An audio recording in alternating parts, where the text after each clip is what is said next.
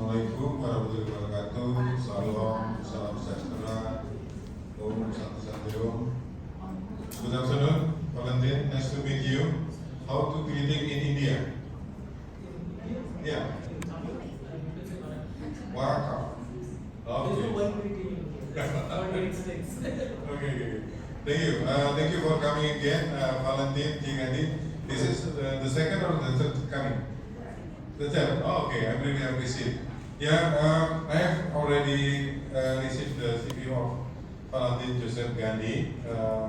He is a senior interdisciplinary expert focusing in cybersecurity, digital information such as our industry, and also evaluation, innovation, and scaling.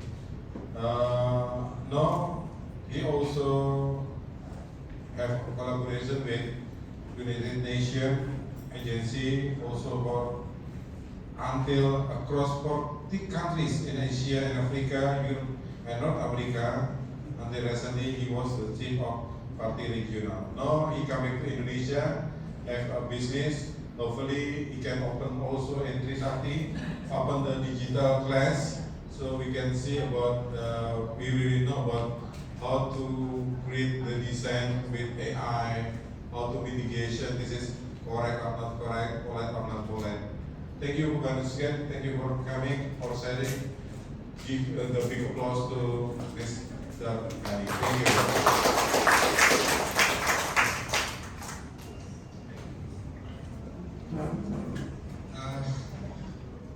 Hari ini kita beruntung ya menghadirkan Dr. Valentine J. Gandhi, seorang visioner yang tidak hanya ahli dalam desain digital tapi juga aktif membangun kerangka etika untuk teknologi yang manusiawi dan aman.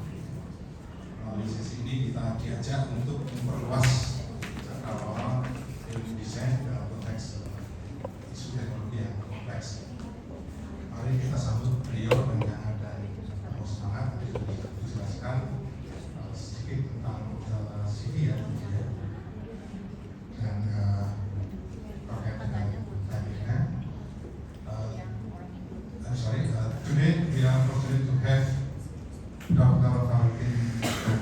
visionary who is not only an expert in digital design but also actively builds technical framework for human and secure technology. Through this session, we are invited to broaden our design knowledge within the complex context of digital issues. Let us warmly enthusiastically welcome.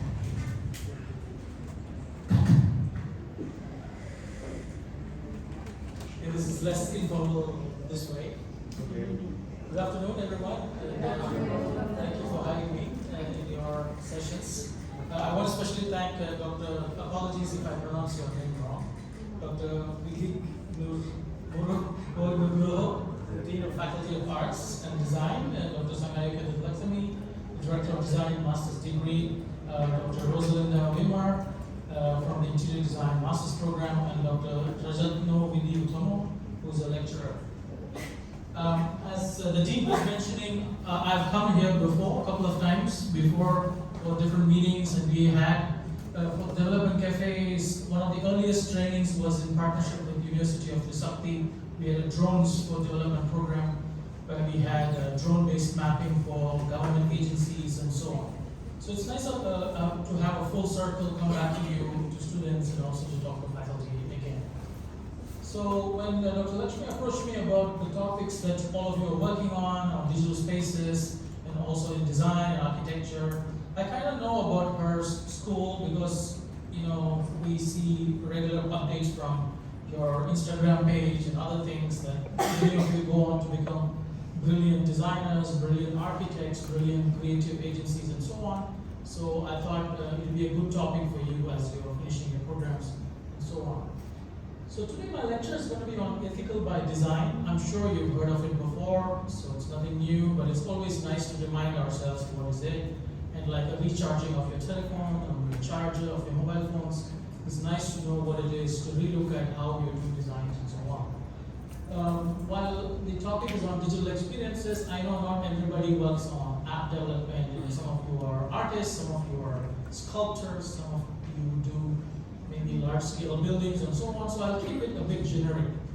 And if you want to stop at between, if something's not clear, I tend to speak a bit fast. If I'm too fast, just raise your hand and I'll slow down. Is that okay? Yes. I'm not used to lectures, I'm used to interactive discussion, but since this is a lecture, I will speak, but if you have any questions, you can stop me anytime you like. This moves like this one. Excuse me.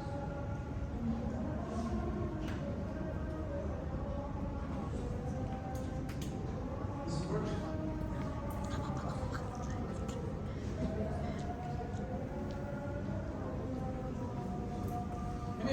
Before the technology fixes itself, we'll go by looking at what is ethical design, how people define it, how can you apply it in your everyday life, especially as designers, when you build futures, whether you're building a small studio for someone in Bandung or in Bali, or you're building a giant bridge or building a road, you always need to consider ethics in whatever you do.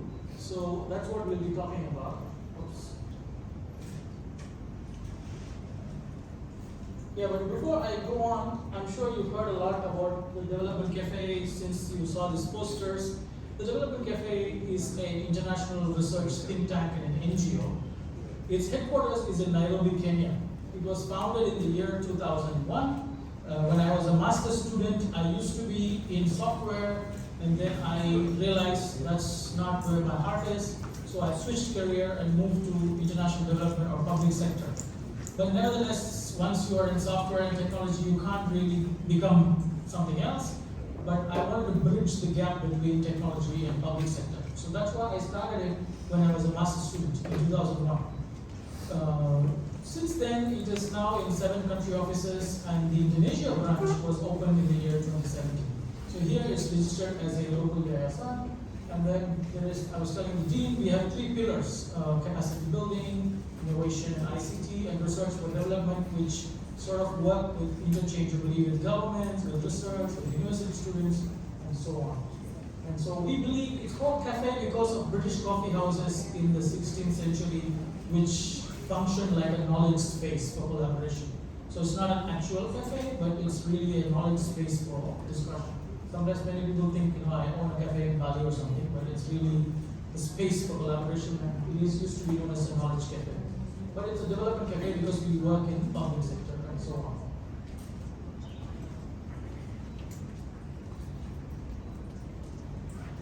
Where should I be pointing it? There? Is it left? No. Alright, so ethical by design. Ethical by design. Can somebody say what is ethical by design? I mean, you're all brilliant students here. Somebody?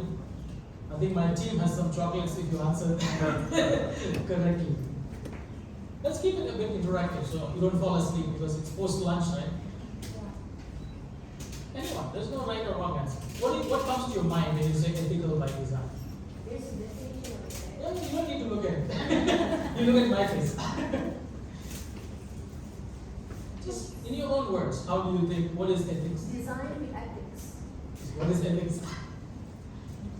The rules that you have to aware Yes. when you are doing anything in every step of your process. Yes. So you're not doing something that's really wrong, but you are aware with surrounding you and every aspects of that connect with the design itself. That's correct. That's a good answer. Maybe you should get a chocolate Hello, or whatever. Okay. Anyone else? You can see there and you will answer. It doesn't have to be exactly. So normally when we design something, it has to be serving a purpose. Let's say you're building this new building. I haven't seen this building before, maybe it's new. So you build this building. The purpose of the building is students can come and have a discussion, have a lecture, and so on. But when you talk about ethics, it's about considering who has access to that building. It doesn't mean some random person who is trying to rob you come in. But let's say someone is in a wheelchair or is unable to walk. Does that person have easily come and go into this building without having extra help or without having to need additional support? That is considering for everybody's use. Not just a few persons, like students with a nice hand and leg can walk, but even if you're disabled, you should still be able to access the building. Because this is a common facility open for students of University of Trisakti. But it can, when you design it, you considering ethics as you mentioned, you also consider who has access to it.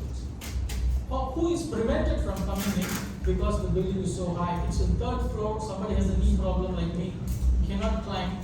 So you have an elevator. Thinking about small things that can either give access to or prevent people from accessing a common resource. That is all ethics design is, ethical design is. It's not just serving the purpose. When you think about these things, when you design even a simple thing like a hall or a cafe or a simple app, when you consider everyone who will use it, that is what ethics is all about. Sure, you have principles in terms of prioritizing the well-being, that it benefits everyone. Even a person with wheelchair can come in and go without any help, or it doesn't harm anyone. I mean, the electrical circuits are very bad. Only someone who can escape quickly can escape. No, even if a child comes and sits here, there is a facility is so safe that the child is able to safely go out. So it doesn't harm anyone. Not just giving access, but also preventing people from getting harmed by any technology. A building is just an example. You can apply it to anything. You can apply it to an app. You create an app for delivering food, but then it exposes your number to some criminal sitting in cybersecurity. That means your app was not designed to protect your privacy. But if you design it in a way that it is controlled, it protects your privacy, then that is ethical design. Overall, as we are growing fast in technology, when I was writing my master's thesis or my PhD thesis, we don't have even laptops. We used to type them in this old fancy computer, any mistake, white marker, and then print it and so on. But look at it now, just in a matter of my own lifetime, in 10 years, 15 years, you can probably write a thesis in your mobile phone. Or ask ChatGPT to write it and fix it, you know. We live in such a fast-paced technology world. So it's all the more important to consider the harmful effects, where you can harm someone or where you can actually protect someone and include someone in that discussion. You know, recently or the last decade, there's been this hype about blockchain. How many of you have heard of blockchain? I'm sure you've heard of cryptocurrency. But where does cryptocurrency sit in? What is blockchain? Nobody knows what is a blockchain? Virtual currency is cryptocurrency, but that's the output. But cryptocurrency sits in a database called blockchain. Blockchain is this public ledger which cannot be altered. It can only be added. If you have an Excel sheet, a normal Excel sheet, you can add to it, you can delete it, you can make copy of it. A blockchain, you can't do that. You can't delete. You can only add. Why that's important? Then you can track the transaction. Let's say I buy a car from the dealer and it has a VIN number and I register it in the blockchain. I can't sell it to anyone else, and if I sell it to a third person, the transaction is always safe. I can't modify the database. And even if I hack into, let's say, the salesperson's database, I can't modify it. That's why cryptocurrency becomes unique and valuable. Before cryptocurrencies, before blockchains, anything digital can be duplicated. It has no unique value. But cryptocurrency makes nothing something, which means it creates value and uniqueness to something that doesn't exist. But when blockchain came, everybody started pushing for blockchain. Use crypto, you might see some Instagram ad, some crypto bro talking about yesterday I was in Gojek, now I have a Ferrari, like that, they're talking like that because of this. So they push this idea of technology. But the challenge to technology, when you don't consider the social systems in which technology operates, it can amplify existing problems. I'll give you an example. In India, there is this thing called caste system. You may have heard of it. I mean, in Bali also there's caste system, but Bali it's different. In India, it's really phonetically reinforced. Like you're Brahmin, then you're Kshatriya, you're Shudra, blah blah like that. And many times in villages, the land is controlled by the so-called high caste people. Even the land belonging to people who are poor and vulnerable. So they were talking about, because blockchain is under so much hype, they want to use that to demonstrate, oh look, blockchain can make these records permanent. Because that's what blockchain does, right? It creates permanent record you cannot change. So they wanted to include the data of land ownership in blockchain.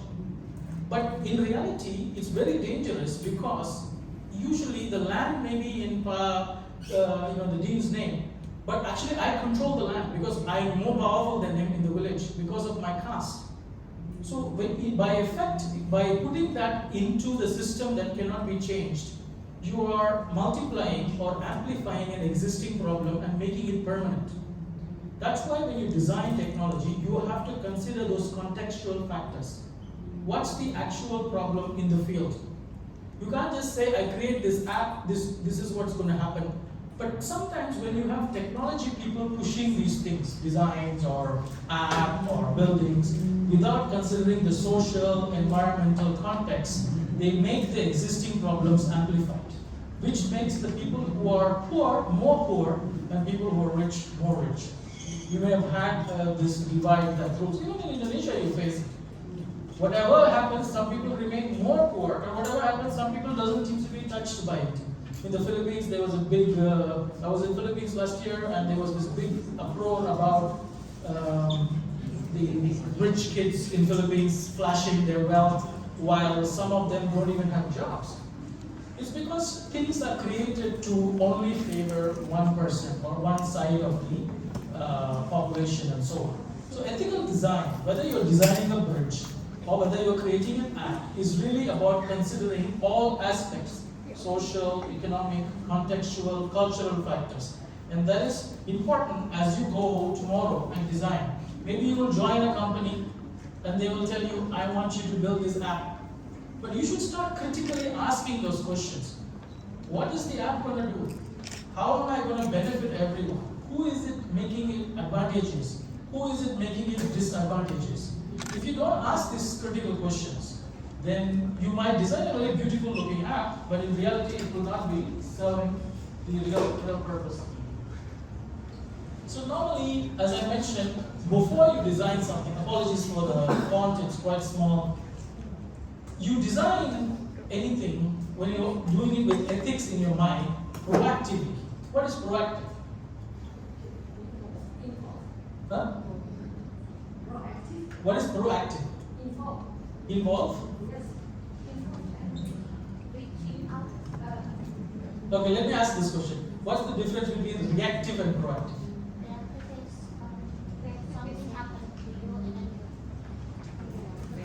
Yeah, come on. You're going right.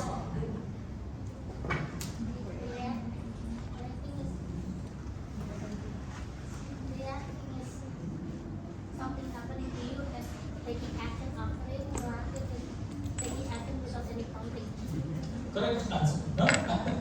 Sometimes you're on a plane. I fly a lot, so we tend to fly, and sometimes we get motion sickness. And then, oh no, I forgot my medicines. That's reactive. But sometimes 1 hour before flight, they have this tablet here in the pharmacy. I forgot what it is. It has the aeroplane symbol. If you take it, then you don't feel sick. So preventing something or designing something or thinking of things before it happens. Prevention is better than cure is an old English saying. Like, why wait till something happens? Be prepared for it. Why do you have insurance? Maybe someday you will die for sure, but we still eat, right? So same way, insurance is something you proactively do in case of something. So design thinking with ethics in mind proactively thinks of all the pros and cons of any technology or anything that you design. What makes this good for someone or bad for someone? You don't always necessarily think what's bad's going to happen. You can also think of how positively it can impact people. That is what ethical design is. So being proactive versus not reactive and holistic. Holistics, of course, this definition specifically talks about digital spaces, but you think of, like recently there was this, not recently, almost 7 years ago, there was this discussion of moving the capital to another city from Jakarta, because Jakarta is sinking or something, you've heard of it. Before that, they did so many studies, environmental impact study, poverty study, economic study. Why do they do those studies? The president has said you have to move the capital, design the city. That's the law. But still, before the actual designing of the city, they do all these studies. Why do they do these studies? To make good decision. To make good decision on? Designing. But only one person is answering. Everybody go out. I'll only talk. No, I want all of you to interact. So it's a good answer. It's to make the right decision. Like sometimes when you shift an entire city, it has economic consequences. It has financial consequences. What if to build a city they're destroying the trees? As it is, Indonesia doesn't have a great record when it comes to protecting its environment or biodiversity. Sometimes those challenges can cause more climatic shocks. So you have to consider all of them before you decide to just move and build something. So same way, you have to holistically consider what are the aspects that causes or could cause damage because of it. So supposing somebody from your university is asked to design, oh, there's a problem in some block M because the traffic is too much. How do you fix it? You don't go and say, there's some houses here, there's houses there, burn all these houses, just build the road. Sometimes people do that, in some cities like Bombay, they just burn the place and compensate them. Because you tell the people to move, they never move. So in the night you go and burn the houses. Unfortunately it happens, but I'm not saying you should do it. But before, there's also a positive way to do it, where a smart designer from Trisakti University goes and studies and explains to the people, no, actually there's going to be a new road coming here, so why don't you relocate, take the government, and then you design in such a way the traffic problem is solved. Unfortunately, it's not easy, because not everybody wants to be ethical. And ethics depend on culture to culture. What is ethical for you may not be ethical for me. Like even in your country, even food habits are different by state, by religion. Everything needs to be considered. That's why it says it's holistic. And interdisciplinary practice. I said earlier, sometimes these technologies are designed only by the specialist. Oh, I want to create an app, only call an Android or iOS developer. I want to build a bridge, only call the architect. That's not going to help. If you're doing ethics by design, you should consider an interdisciplinary approach. You should have an economist, you should have a scientist, you should have an ecologist, you should have a person who studies population, things like that. Not for everything, you have to choose the right disciplinary person for the right thing. Like this case of building a bridge or opening this new capital, you're going to have all of them because somebody's going to tell you the result about climate change. I did some work with the International Atomic Energy Agency, so I went to the nuclear facility in Bandung and Sermo. I went and visited the nuclear reactor. The nuclear reactor is not only nuclear scientists. There are multiple disciplines of people managing that facility. Pollution control, leakage experts, economists, financial experts, cybersecurity experts, fraud experts, evaluators. So all these people make a nuclear facility program in a country successful. So that's why when you do ethical design, remember to think in advance. You got an idea for an app, great, don't jump into it. Think about the pros and cons. Make sure it covers, you looked at all the aspects, both positive and negative. And then make sure you have consulted people who are not only in your field, but people who know knowledge about what could go wrong or what could go right from the interdisciplinary approaches. Like for example, if you take the digital experiences from 1990s to 2020, when the World Wide Web started coming, and then now we are in the ChatGPT. Yesterday I was reading a newspaper, some Japanese lady married a ChatGPT, algorithm. So we are living in the world where we live with AI almost. So see the rapidness of technology. And this has the power to completely eliminate human beings if we are not holding these things accountable. And that's one way to do it is by people like you designing with ethics in mind, holistically, proactively, and considering multiple disciplines as you go ahead. As I said, something about ethics can be different. Remember the word holistic. Holistic is not just looking at what is holistic. Do you know what is holistic? I keep throwing the word. That is holy, but holistic in this context means everything. The wholeness, the completeness, the picture, the big picture. But that is not only from the technology perspective, but also cultural perspective. I used to work in Saudi Arabia. I've never heard mosque so loud here. So when I first came here, even the root of Wahhabi Sunnism doesn't have such loud mosques. So it was a culture shock for me. But when I design something, I have to keep in mind people's sentiments now. So I can't come and say I can't do it because it's noise pollution here, it doesn't happen in Saudi Arabia. So if they're asking me to design a program, I have to consider the local culture, what is accepted locally. You cannot dismiss culture simply because you are uncomfortable with it. You have to accept how people do things. It might shock you when you go to a new country and you find a practice that is strange, but that doesn't mean they are wrong. It's just their belief, and you have to respect it.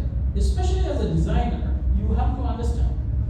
Ethics is older than any technology. These are from the tablet from 2300 BCE. So ethics is more old than any technology, any design. Because even then our ancestors on the Egyptian civilization felt that in order for something to be long-term and sustainable, you have to respect the local culture, you have to understand the impacts a design can have on people and make sure it's proactive and holistic. So remember that this is not a random painting from ChatGPT, it's an actual image of the, I can't pronounce that word, it's the Tahotep instructions. You should Google it. You will be surprised how advanced Egyptian civilization is about ethics. I mean, today we talk about human rights and blah blah, but this is amazing. You should have a look at it. And again, as I said, differences, same culture, ethics are different in different countries, even among you, different states, different provinces have different cultures. So if let's say you are called to design a national level program, don't design something that one person only will benefit. It should benefit everybody. Because all of you are Indonesian. Some of you are wearing hijab, some are not wearing hijab. But all of you are different, but all of you are one, all of you are Indonesians. So you have to design something that is matching for everyone. And designing with local values.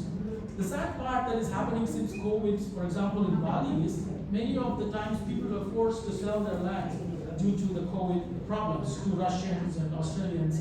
And so the biodiversity of those lands are getting lost. Because I don't think people who come here to build a cafe temporarily are considering local values. I don't want to generalize saying everybody who's building a resort is not considering local values, but majority of the time they have profit in mind, so they just destroy a tree or destroy a land, destroy a landmark. But when you have the responsibility tomorrow to be in charge, maybe you are the director of forests, or maybe you are the head of a big government institution, and you're given a choice to destroy a forest or protect it, choose what the local culture will benefit from. Then you will see it's long term. Why is that tablet in the last slide still valuable? Because many thousand years ago, our ancestors knew that real sustainability comes from considering all perspectives and protecting the rights of everybody. And make sure to involve communities.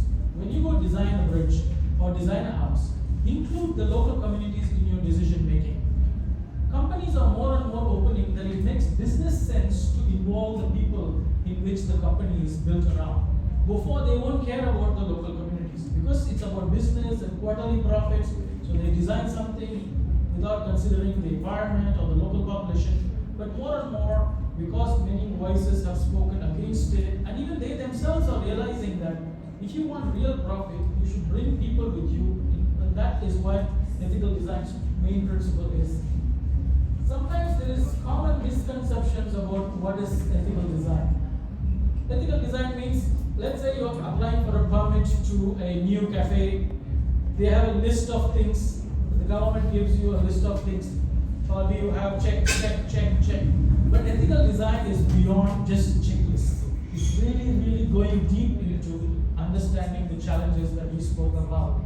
And then it doesn't only apply to AI or emerging technologies. It applies to anything. Even if you're building a small cafe in Bandung, even that should be accessible to someone who cannot walk or cannot see. Some of the hotels in Indonesia, I've seen they have braille key cards. They have braille in their lifts. They have braille in their walk. That's an ethical design. It considers it's open to anyone, not just with nice vision or not just with good legs. But even if you are handicapped or disabled or blind, you should still be open to use the facility. That is what is applies. And some people think, oh, if you're doing too much considering the factors, it slows down innovation. Actually, studies have shown that the opposite is true. The more you consider ethics in your design, the more profitable it is for your benefit because of the goodwill it generates from the people in which you introduce it. And then some people say, let me design first, I'll just add ethics as a later, just as a checklist. Even that is wrong. You have to be proactive. Ethics should be part of your design process. And then finally, ethics is about personal values. As I said, you can personally believe in something, but a company where you work or the area in which you work will have a different personal value. So you should not let your personal value affect what is the correct thing. And the correct thing is what is commonly accepted as ethics. That has frameworks and policies that lay down those things. So this is a famous quote from Steve Jobs. He said, "Design is not what it looks like, feels like, but design is not is how it works." He said it very famously. He may have had issues, he may be not a nice person, whatever, but he knew that ethical design is the way to go. That's why Apple is such a strong phone, or they have such amazing designs, because it's designed for everybody. Every decision you make, you probably in the generation of Gen Z, there's this term called influencer. Our term, in our way, influencer is someone who writes the Constitution of Indonesia, or the policy, or changes the way, somebody who invented penicillin, or reduced malaria or polio. These were influences of our generation. Today, milkshake, some dance is there. Have you seen that one? That is an influencer. I mean, when I see that, my brain explodes.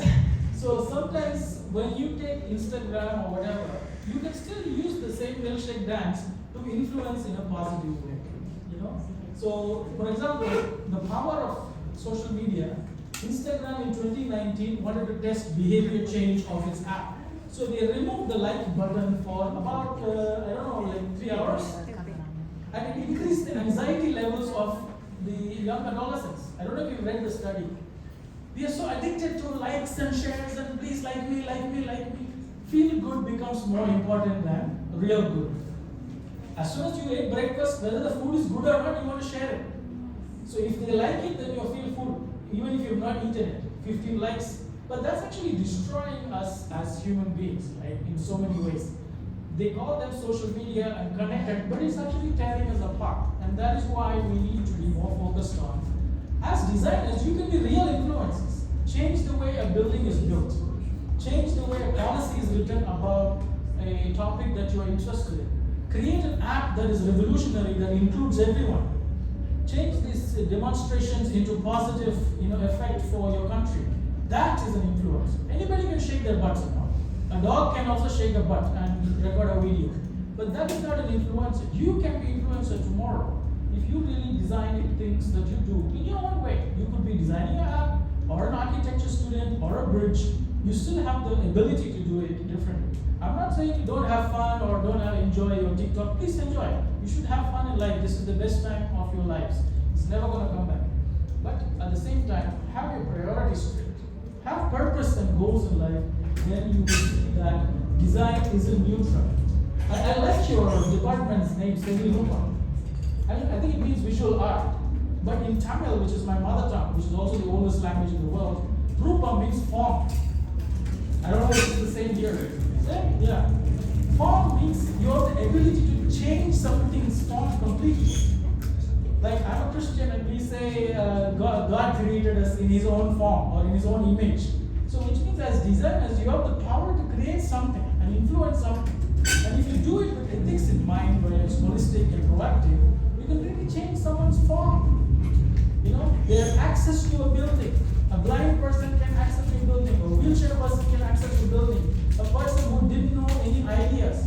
A person who was demotivated can look at your app and be motivated, or look at your design and feel inspired.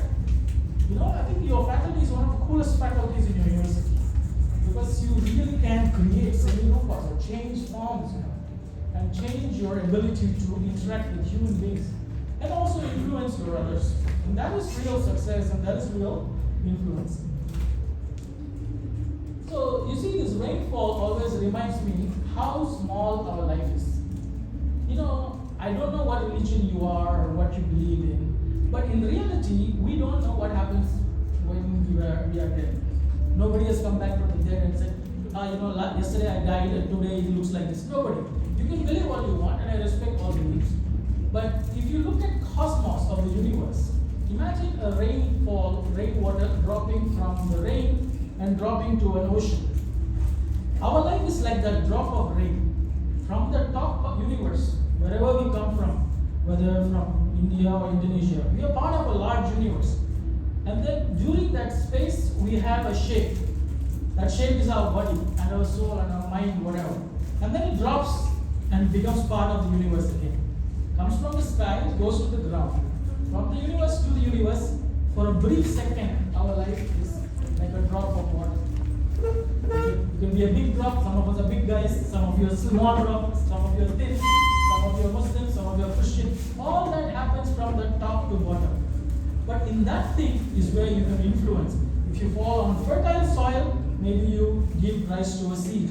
If you fall on a rock, fall on some empty space, you just splash yourself as a water.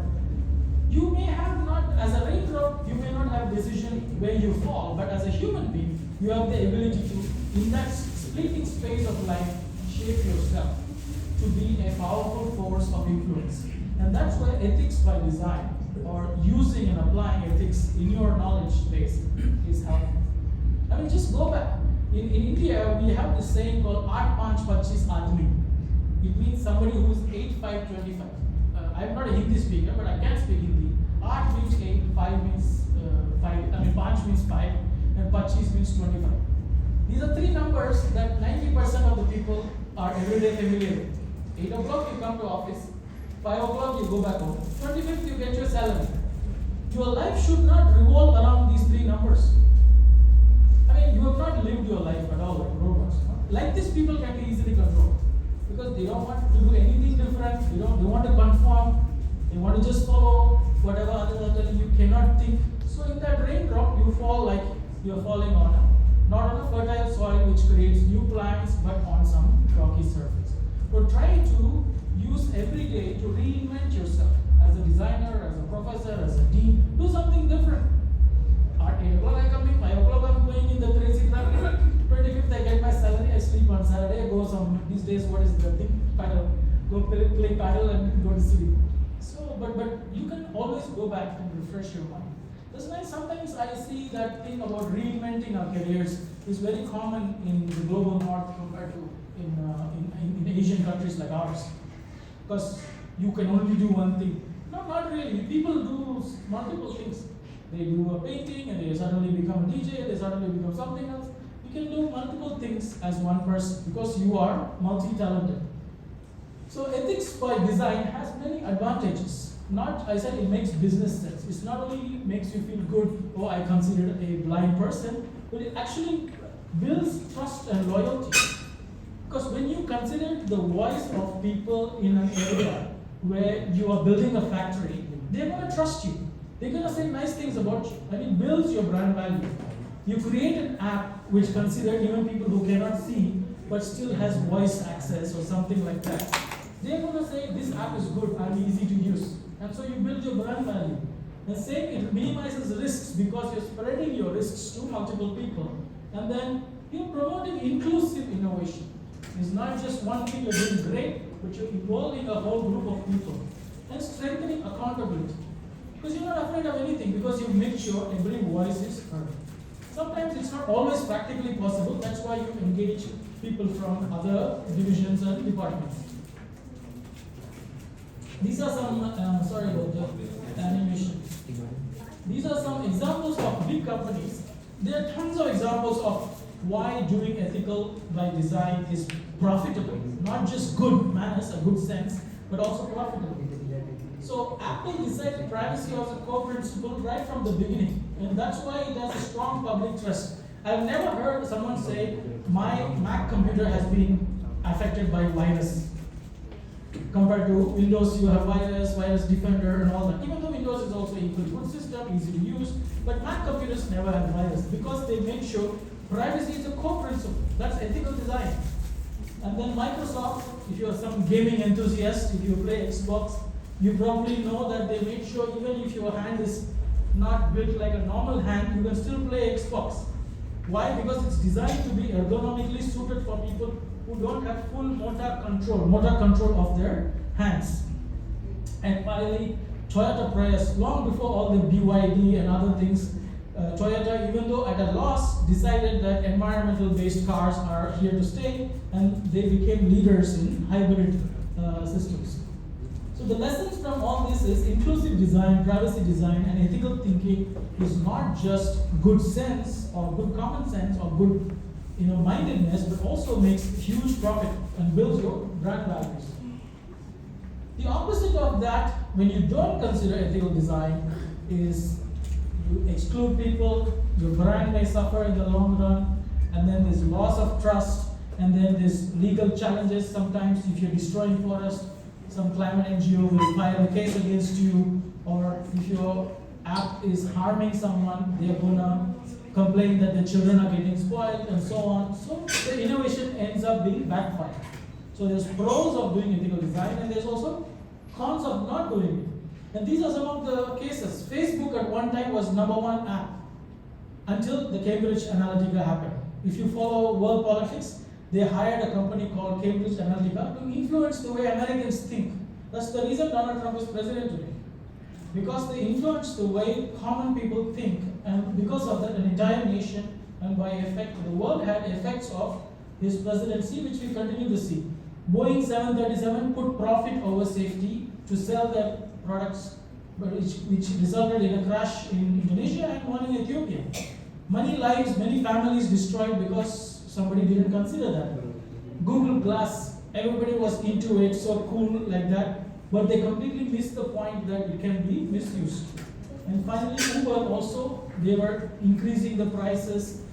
All of these are good designs, but because they were not ethical, they resulted in disaster, losing the company millions of dollars, people's lives lost, and has real damage when you don't consider ethical design.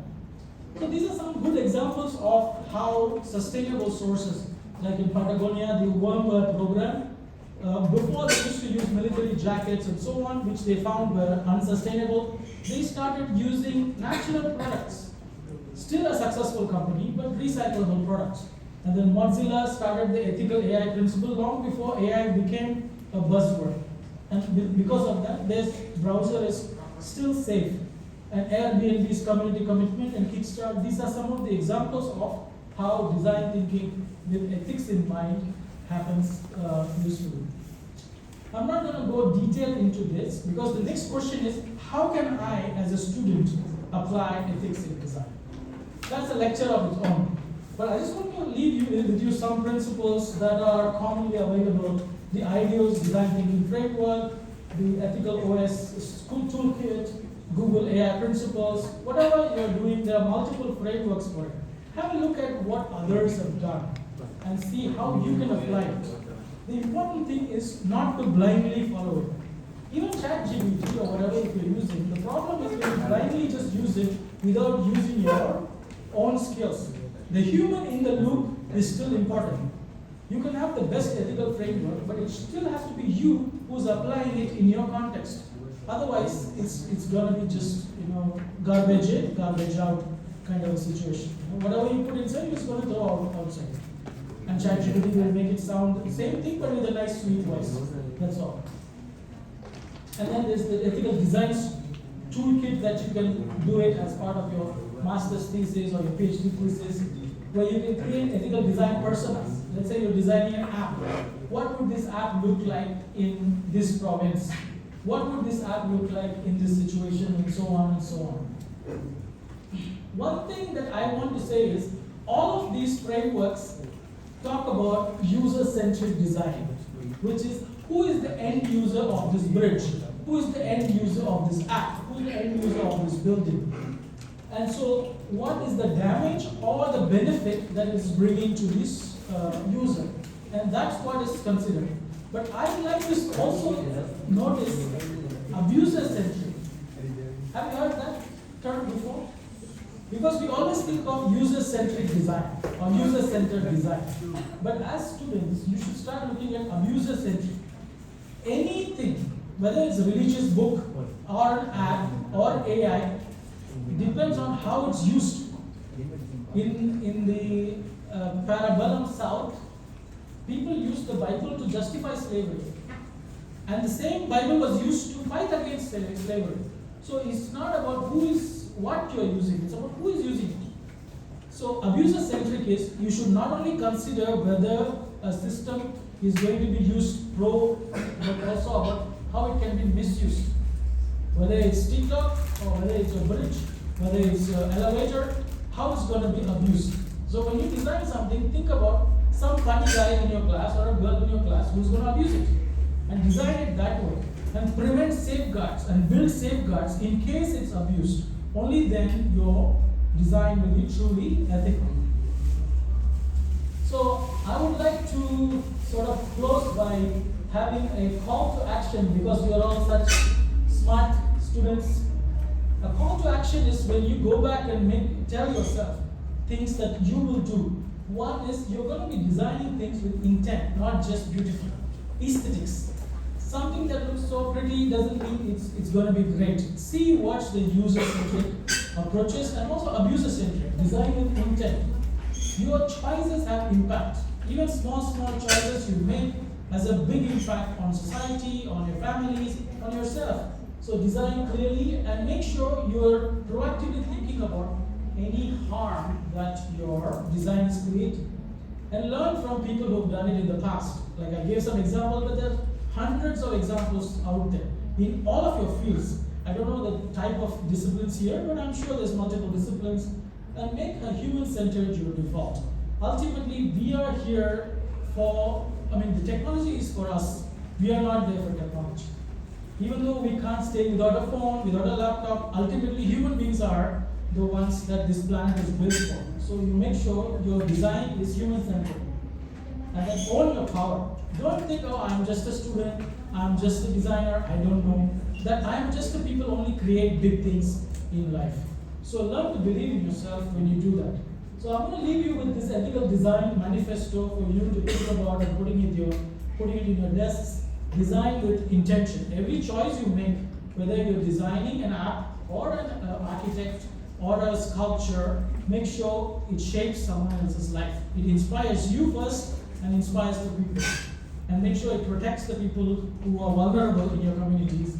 And create with transparency, put humanity at the center, and use your craft to build a future that elevates not only you, but also the people around you. And then you will see that it actually makes you grow higher in life. With that, I'm going to say thank you for this time, and I'll open the floor for any questions. Thank you so much.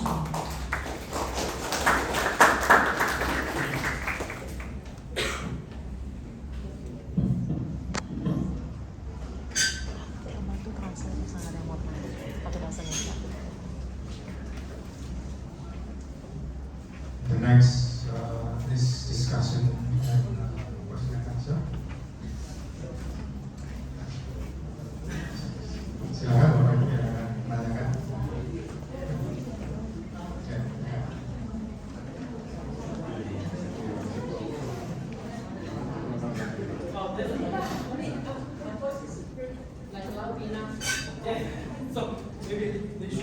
Hello, Miss Dr. Valentine.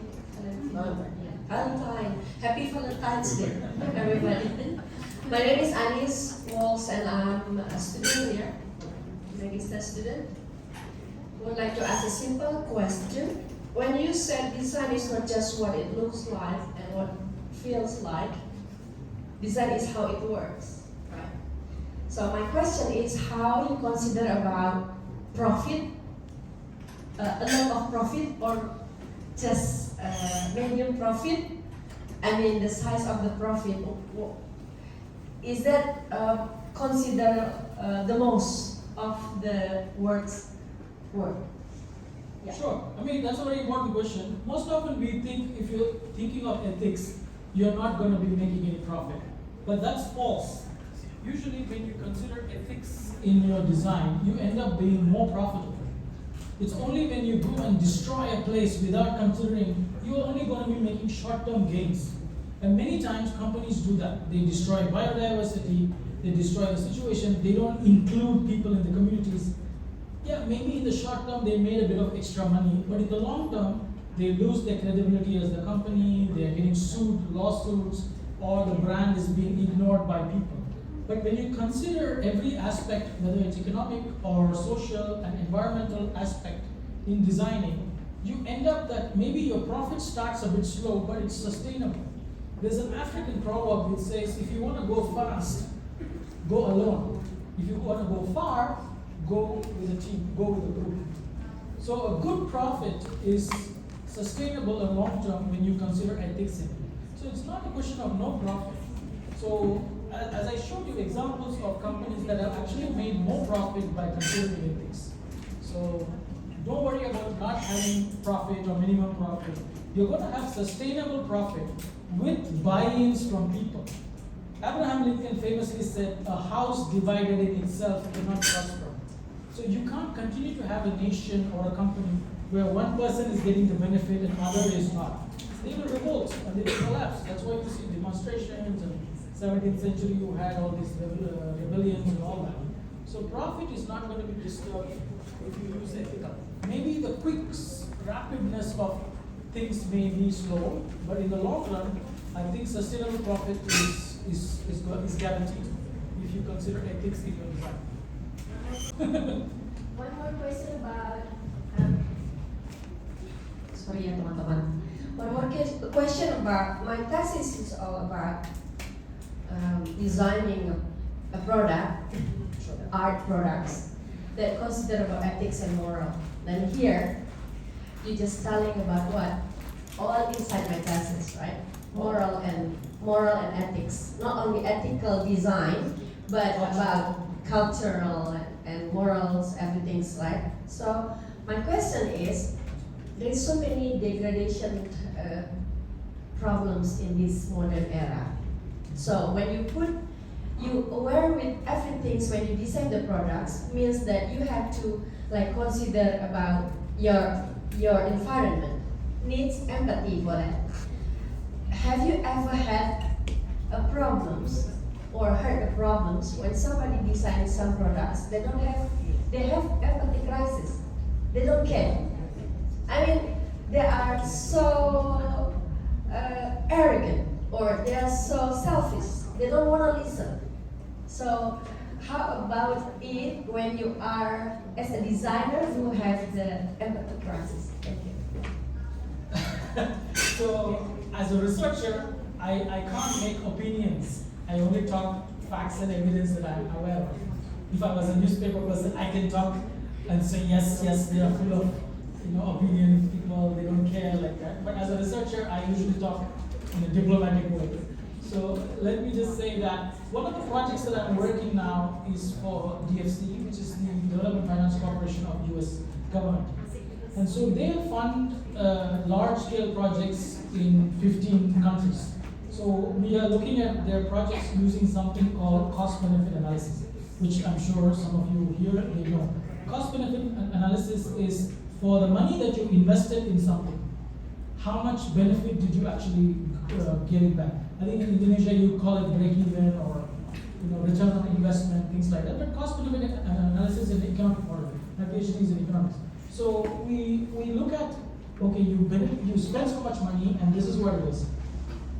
many times we see that what they consider cost cutting, whether considering about people's situations or farmlands, in reality, when you do a simulation, it actually backfires. Like in the slide I was talking about innovation crisis or innovation backfiring. Because in the long run, what they thought was a good investment by not considering the situation, what you call arrogance, or not considering the situation, actually benefits them when they actually consider it. So if you run a simulation, because cost benefit analysis is large scale simulations, right? You take some data and then you multiply it. Like if you're used to PCR, polymerase chain reaction, when you have COVID, you do PCR. PCR takes one sample and multiplies. Same thing we do in economics using numbers. So to answer your question, people do that maybe because they are not aware. I mean, maybe some people are just bad people, they just want profit, they don't care. I don't know, but at least in the companies that I work for, when you present data and say that, you didn't consider the situation of these villages, you cut these trees, but actually in the long run, it has costed you more if instead of preserving that, if you're destroying it. So only thing people like me or you or the students can do is present that evidence and build it in the argument when you are giving them a blueprint or designing a product or wireframe. You're showing a wireframe and saying, if you destroy it, maybe it looks like you're making profit, but in the long run, it's actually destroying your company or actually not giving you profit. So like that. I don't think there's anybody in a company in modern era who's unwilling to listen to reason. But that's why you need demonstrations on the outside sometimes, but also influencing policy. So become, government officials, go and become influencers, real influencers. A real influencer is someone who changed government policy. Supposing the license to do a company has been given in an area by a company, as a government official, you have the power to cancel the license. So design RFP, or I don't know what you call it in Indonesia. Before a government is issuing a contract, they issue a request for proposal. So if you're sitting as a decision maker in that place, then you can say no to a company which is arrogant, to use your words. So be in positions of power. Don't think, I'm Trisakti University graduate student, I don't want to influence, my influence is only in TikTok. Don't think like that. Think big. Be in powers, in positions of power which has impact of many people. You should be able to influence others. So yes, there are people who only have profit motive, who don't care about others. But there maybe can be changed and influenced by people like you. That's why we need to be proactive and be in positions of power. I recently had I was a judge in a digital workshop in Manila from ADB, and so there were many students from different universities coming, and from Indonesia, I don't want to say which university, they were supposed to present an AI prototype. Everybody was presenting what the AI does, emergency calling, some small things, detecting the painting and showing the history, ChatGPT like that. Indonesian kids had a bright idea about curbing traffic. But they couldn't communicate. Because the English, I don't know, somehow or whatever you study, they don't use English much. Their solution was more better than Korean and Japanese and Philippines, but Indonesian kids didn't win. It went to the Japanese and Korean. Learn to speak. Learn to stand in crowd and speak in English. Real influence comes in confidence. If you want to do ethical design, fine. That's only one part. But you should be able to communicate it. Hey, this is my design. This is better because of this. Make your argument. If I speak in Indonesian now, everybody will be asking you. That's just going to keep you in Jakarta maybe. Try to go outside. Expand your mind. Be an influencer. Not in shaking your butt on Instagram. What's the third question, madam? Yes, thank you. Oh, that's not what else? Nothing? Nice shirt.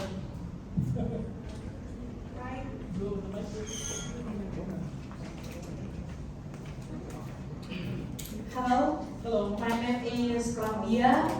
My question. Cloud aja. Cloud. So my question is, I interesting when you said about the exploitation design in your last presentation.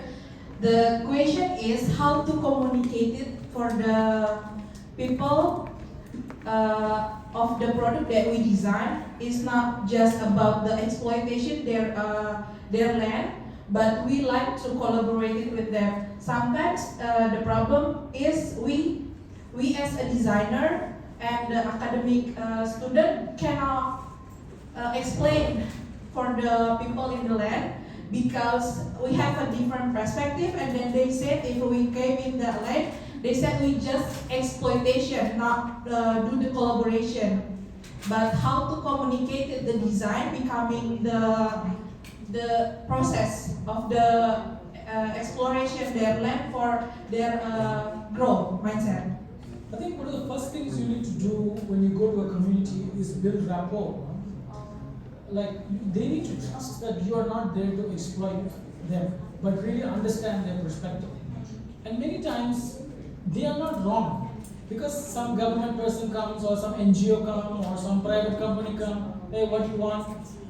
And then they do their own thing. So they see this year after year, and so they are conditioned to think that, you're here to exploit them. And they're not wrong. But if you're genuinely interested in knowing them, go stay with them, live with them, understand. In research, we have this thing called ethnographic research, where you actually go and immerse yourself in their culture. In some companies, they do ethnographic, I don't know the word they call it, immersive ethnographic experience, they call it. Before they want to build a bridge or a hospital, even before a factory, they build the things that the community needs most. It could be a school or a hospital, a bridge. Once that trust is built, then they start with the big factory and things like that. So it's like kind of like reverse engineering. You don't start with saying, I'm building a big thing, you accept or not, it's going to come. But why do you want to do this? You should build a legacy that lasts beyond a few quarters of profit, like I was telling her. So your question is really legitimate. We struggle with it often because I used to be a researcher and used to go to the field and talk to farmers and things like that. And they don't trust me. I look like I own the place. Why am I interested in whether you're poor or not? So I always used to have that challenge. And so it's really about building rapport. And when your intention is genuine, people can see your energy. At least as a communicator myself, I feel that when you want to do something with your heart and you believe it, and not just do it as a job, like 8-5-25, people can feel it. So, okay, this person is different and all that. Sometimes it's immediate, sometimes it takes time. But if you have the patience, and if your company has the budget, then you can build it. But you can't change the world in one day. Nobody can. I moved from IT to development thinking I want to change the world, but the world changed me. So you should think of things like zones of influence. You can't change everybody in your class. If you're talking about, but you can change your circle. That is called zone of influence. So you can't change an entire government. It may be your department. You can't change your entire private company, but your unit. Focus on little points. Those little points connect with each other. One of the things we used to do as field work, is just coming back to me, is we identify people known as positive deviants. In every community, there is somebody who will make things happen. In psychology, they are called positive deviants. Positive deviants are people who will make things happen and who believe in the cause greater than them. You have to identify them early and make them the focal point, your champion. You go and work with a positive deviant and they will create like a spillover effect. Like I said, doing it in practice is another lecture. Yeah. What's your name again? Cloud. Cloud. Okay. Like cloud? Doing cloud? Cloud. Okay. Anyone else?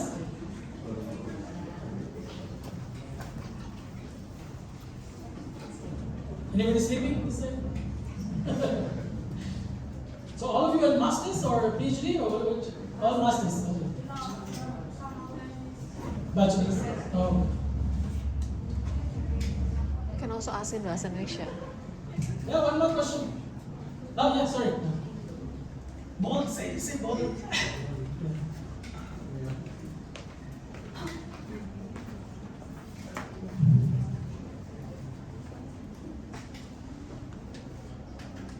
To be honest, my question might be a bit redundant, especially with what you were saying. But it's, I didn't like keep on reading it because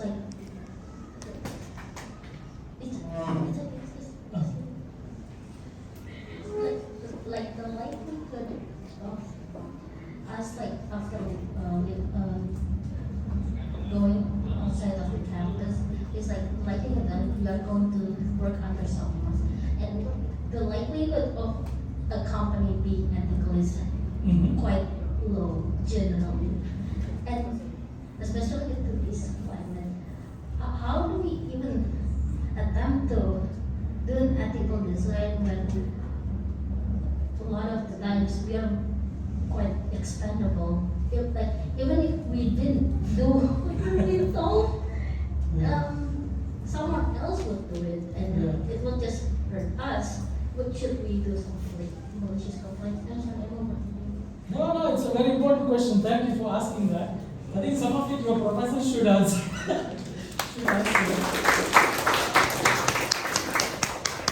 Thanks for that question. You know, sometimes in our universities, not just in Indonesia, even in India, we are part of a structure which we can't change much, right? Like when I was doing my master's was in social work. And so in that, there was a definition of what is a casework. One of the methods of social work is working with individuals and understanding the problems and then solving it. So that was found by a woman called Mary Shelley. So her definition of Mary Shelley's definition is casework is blah, blah, blah, blah. In an exam, exactly if you learn it by heart and then vomit it back in the paper, they will give you the mark. But I never used to think like that. How I understand casework, I used to write. So they used to give me low marks compared to someone who is not very bright. Because that's how our education system, unfortunately, is very linear. So I totally get your point. It's not the fault of your university, it's not the fault of your professors, it's just the way we are. We are all colonial products. Our colonial masters trained us to be servants, not masters. So we are supposed to follow a particular path. You know, this is how it is. Cannot do something different. Unfortunately, that is why when we go outside, we shine. Because we are full of knowledge. You go to US, you are so much more smarter than you are here because of these linear colonial structures that still, unfortunately, hold us back. In your case, I can't practically offer you a solution, except I can tell you what I used to do. Yes, I was supposed to do this in a particular way, so I do it, but I also sometimes used to just go on my own and explore things. Like go talk to someone. Even if it's not in the lecture, I want to do is ethical design, do it with your neighbor. Come up with a hypothetical product and say, I'm testing this product and I want to understand your perspective.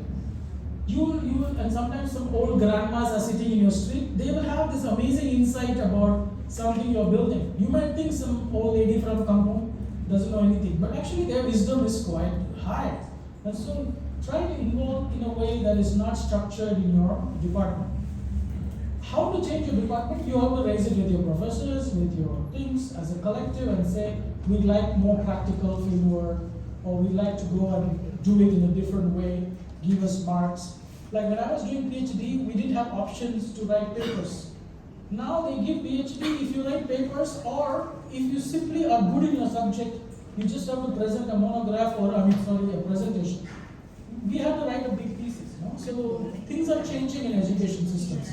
So I don't know how to answer you directly because I'm not in the academic field, but what I can say is what I used to do differently is, yes, this is my Monday to Tuesday, Monday to Friday class, Saturday or Sunday, or even in the evenings, try to Google about how do I do this product design differently. Look at what others have done and explore it on your own. Don't worry, it's not giving you marks.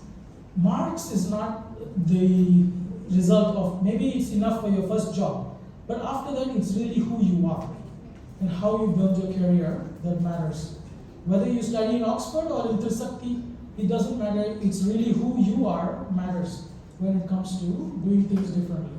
I hope I answered your question. It's a very important question. Thank you for asking that.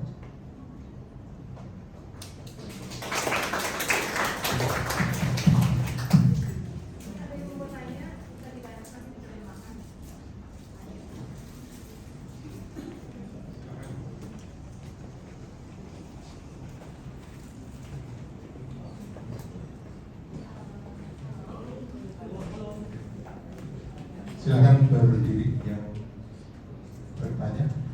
Gimana?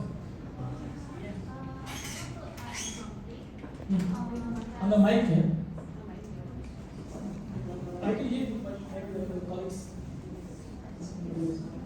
Here's this. I want to ask something that related to AI and ethics. And so there has been this discourse right now between artists and AI artists, because artists have a problem with AI because apparently AI art has copyright and plagiarism problems. But on the other side, AI is accessible to people who can draw or don't have drawing skills. So AI is both violating ethics, but at the same time, AI is also helping a lot of people who don't have art skill. So what I want to ask is, what can we do about this gray area thing in a design that both can be harmful and inclusive? Sure, it's also an important question. So I work, at least the Development Cafe, we work a lot in AI, especially in responsible use of AI. So we work with governments, public sector, and they ask the same question. You know, how do I deal with AI, which is making my job a little bit efficient, at the same time, this question of it's stealing people's jobs or taking my creative energy. There's a lady who said this quote, which I can't remember the name of the lady, but I will try to send it later, or you can search it if you find it. She said, I want AI to do my laundry so I can be creative, not the other way around, that it does my creative so I end up doing laundry. So the problem is people use AI as if it's the next, replacement for you. AI is good if you're already good. There was a movie called Limitless. Have you seen that movie? There's a movie called Limitless where the guy eats a medicine called NZT16 or something. It makes him use his brain more effectively. And so the guy who gives him it says, this is more good if you're already good. So if you know how to use AI effectively, it can be a powerful tool. Last 2 weeks ago, I was in Hong Kong for a paper that I presented at the UN. It was called Responsible AI, a Myth. I can share the paper with Dean and he can share with you. In that, I'm arguing the term responsible AI itself is a myth. AI is just an algorithm. It's neither responsible or irresponsible. It has no moral agency. You as the user, you as the creator have to be responsible. So if you are saying that AI is starting to make things amplified, it's not going to make it as amplified as you, the creator, is going to be. Sure, it makes it efficient for you. So which means you may still have to learn some skills to master it. The only constant is change. You can't complain now and saying, oh, internet, I love writing my letters by hand. How many of you have written a letter by hand? Yesterday? Not one of you. You don't even write emails anymore. You all are in SMS and what is this Instagram messaging. So what are you complaining about? AI is here to stay. The only thing we can do is learn more about it and learn to harness it. So it doesn't take us over, we control it. The same way we did with internet. I don't remember the last time I wrote a letter by hand, posted it, put a stamp, and sent it to my relatives. We send emails. So that's the nature of things. Change is constant. But if you're not prepared for it and still stuck in the argument of AI is a mortal, how you use it, again, we call it AI human in the loop. You should take charge of AI. Rather than looking at it, it's not my business, it's a technology business. No, you're a designer. See what's out there for AI. Test it, experiment it. It's not in your class, forget it. Your class is only your class. Beyond your class, you're still a person who can use a laptop, who can use a computer. Explore and experiment. do something different with it. And then you write a paper about it saying, I tested AI for creativity, here are the pros and cons. Then people will call you for lectures. So that's what it is. It's not going to replace you. You can control it and master it. Of course, it's going to replace people who do not engage AI. Just the way if you don't have an email now, you can't sign up for a bank. If you don't have a mobile phone, you can't have a Gojek or whatever app. Same way, if you don't use AI, then some of the people who use AI may get better jobs. So that's inevitable. I can't prevent it even with ethical design. Even there, if you use ethics, is when you learn to control it and you master it. Yeah. If you say no, it's morally wrong. Using AI is not morally wrong. Using AI irresponsibly is morally wrong. Or not learning about it when 90% of the people are using it and you don't even want to consider it, that is morally wrong for you because you will be left behind. I am not pushing for any technology. I am not pushing for any technology at all. I don't think technology is the solution. Human beings are the solution to anything, even to technology. So I'm a big advocate of taking charge of things and controlling them rather than what if it controls me. That kind of thinking should go away. Again, colonial mindset. Because we are conditioned to think like that. Oh, somebody has to tell me what to do. No, you do what you want to do and control the narrative. So then you will see that maybe you will discover something that I don't know as you're experimenting. Or even Sam Altman doesn't know, you might discover as you're experimenting. The nice thing about AI is it's accessible to you. 5 years, 10 years ago, I was doing data science, things that you are now doing automatically. We used to code manually. I do a lot of Python work. I'm a data scientist, so we do a lot of machine learning work. AI is basically machine learning. But now it's come to your mobile phones, which means it's here to stay. So learn to take charge of it. Yeah? Thank you.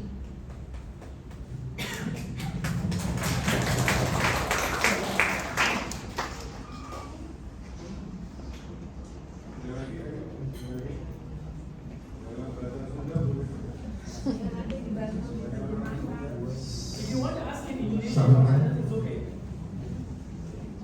Silakan jika ada yang ingin bertanya. Bulia, Brenda. Hello, yeah. Okay, I really enjoy with ChatGPT to write a paper. I really enjoy, yeah, with ChatGPT because very fast to write a paper. Also another application such as the KKAI. KKAI is read the paper in the short time I can use it. So if I write the paper maybe only one day I can do it. Yeah. So my question is when the journal can accept my paper to all of this by AI because the property right for the prompt is for me because I always ask and answer, but I have not received the all of algorithm, but I also edit it when the journal editor can receive the paper. This is the first one. The second, I have AI in my mobile phone and my data in here, the account bank, also the photo, also the paper. Is it possible somebody, you are concerned also in cybercrime, is it possible somebody take my data from my mobile because I have AI in this program? Thank you. Yeah, on the first question, I don't think journals completely accept AI papers anymore because they do the plagiarism test. But it won't be long before they say that we accept it, but you have to make a statement that AI was used in this. So this course that you see here is really about writing AI papers, or how do you use AI for program planning, for design, for M&E, for evaluation, and so on. So in this course, one of the things we teach our students is using multiple Gen AI tools. Like ChatGPT normally tells you or describes things to you nicely. Let's say you're writing a paper on anxiety levels of students in your class on a particular day, and then you write it. The ChatGPT usually gives you some critical thinking points.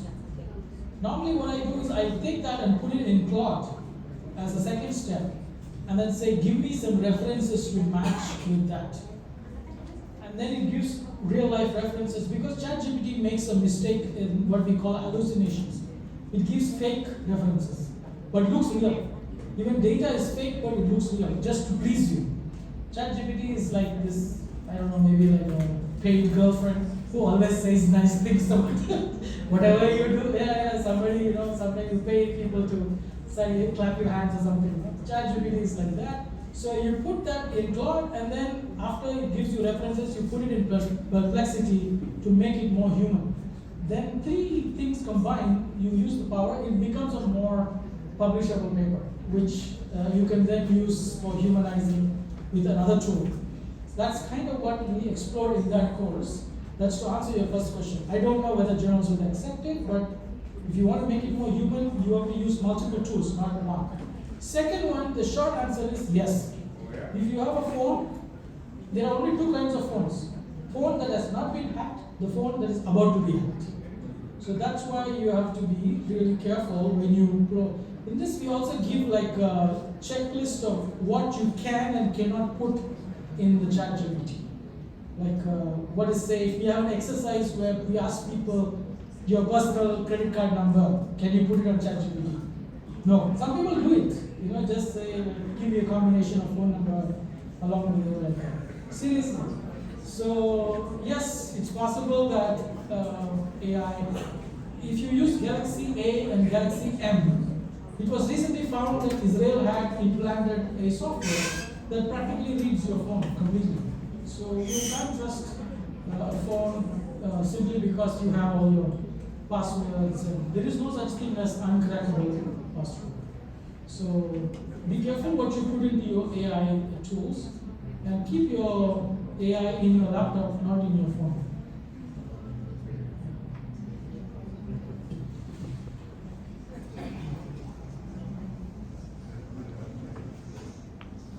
That doesn't mean you have to be scared all the time. I mean, of course, anything can be hacked, but it depends on how careful you are. And normally people think the person is hacking your phone. The person is not hacking your phone, they hack you. Oftentimes, there's some sort of a interaction between you and the person who's trying to hack you. Either they send you a message in WhatsApp or SMS, they confuse you, or call you, and then get to the phone. People think they're trying to hack your phone to get to you, but actually they hack you to get to your phone. Because our mind can be easily controlled. Phone is just a machine.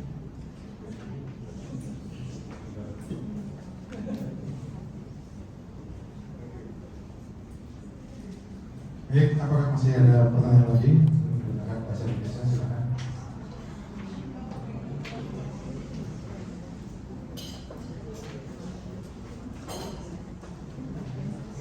Are there any others?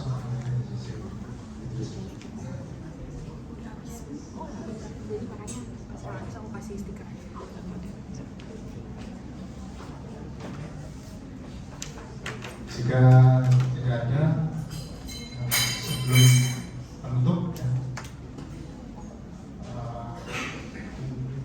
saya akan mencoba untuk membuat thank you for the positive energy and enthusiasm for all participants. I invite Dr. Drajatno Trisakti as a head of the Master Officer Program to deliver inspiring closing remarks. Please, Olivia.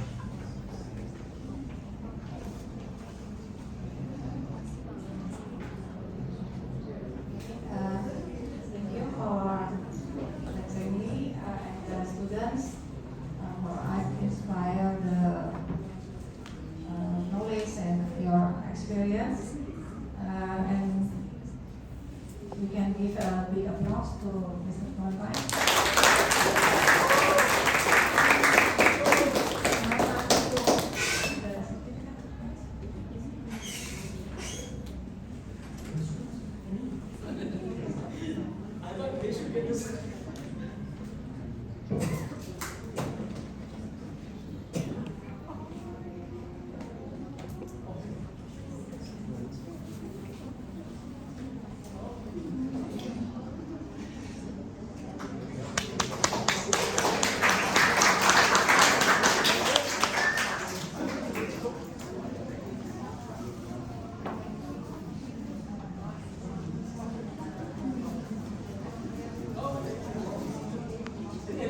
thank